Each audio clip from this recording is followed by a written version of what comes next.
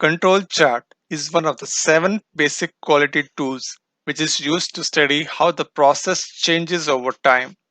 Want to know more about the control charts and the different types of control charts that are used, whether they are used for continuous data or for attribute data? Stay tuned to digital e-learning coming up next.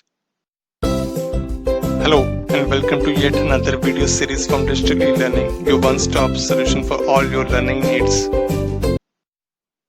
Control charts. It is the best tool for monitoring the performance of a process. Control chart is a time-based statistical graph that reflects the behavior of a process over time, including the normal variation and if there is any special cause of variation. And all this happens in real time and reflects the stability of a process.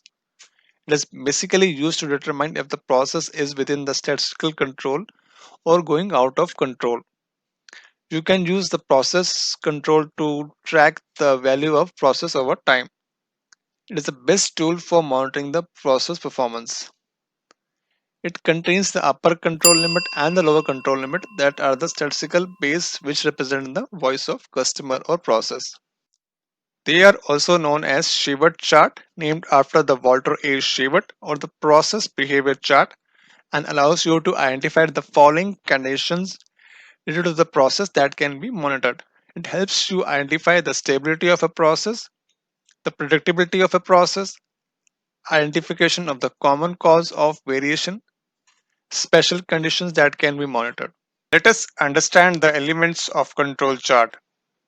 So control chart often depend upon the process to be in normal. This means that the process output or whatever is being measured is normally distributed. As you may be aware about the normal distribution, there are two special characteristics. One is the mean and another is the standard deviation. So similar to normal distribution, control chart rely heavily on the process output, that is the mean, and the standard deviation to determine if the process is in control or out of control. So anything which is in control is good and which is out of control is bad. The three most important elements of a control chart are, so one of them is mean. This is the average value of process output. Then we have the second most important elements. These are called control limits, upper control limit and the lower control limit. These limits are used to determine if the process is in control or out of control. So likewise, you can see in this, there are two points which are going one beyond upper control limit and one point going beyond lower control limit.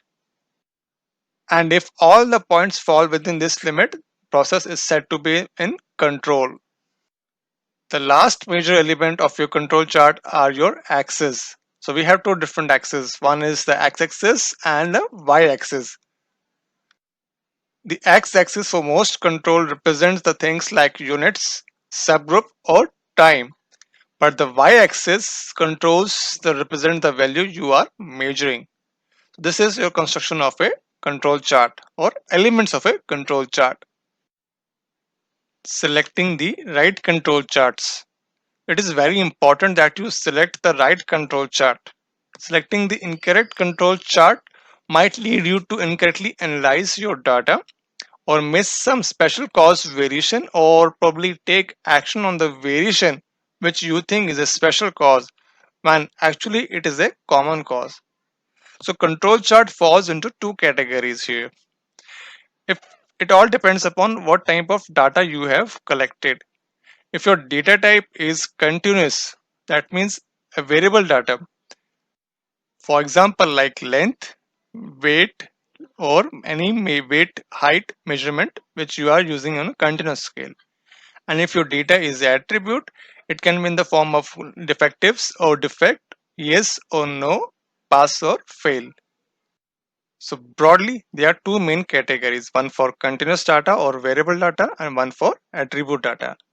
So coming back to the variable or continuous data, if it will bifurcate into subgroups. So if your subgroup size is 1, or then you select the IMR chart, also known as the individual moving range chart. So the IMR chart is one of the most commonly used control chart for continuous data.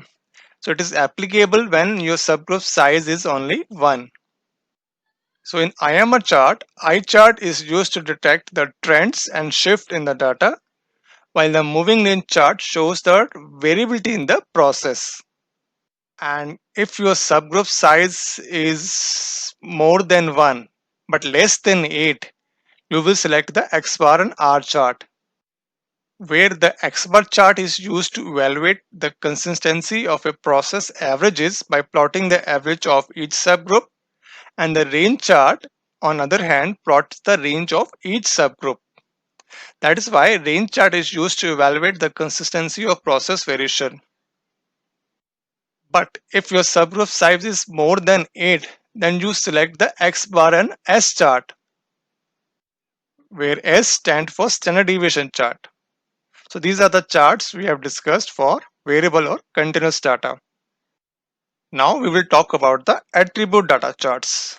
So here we need to determine what is the purpose of your this thing count, whether you are counting for defect or defective. So first you need to understand the difference between defect and defective. So defective refers to a product or a component which is having one or more defect, and defect refers to any quality characteristic which is not meeting your criteria. Thus, a defective product can have one or more defect. So if your purpose of your count is to find out the number of defective items, then you select P chart and NP chart, where the P chart can be used to find out when the data can classified into yes or no, and the NP chart plots the number defective over time, and the subgroup size has to be same each time. This means that assuming that you have 20 participants each time, you may want to take a random sample that is having the same 20 samples each time. And when your purpose of the count is to count the number of defects, so defect can occur when something does not meet the present specification.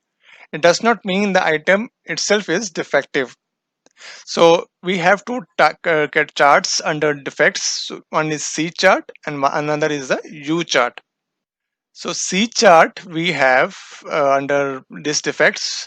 So C chart plots the number of defects over time, and the U chart you are counting the number of defects that can occur over the area of opportunities.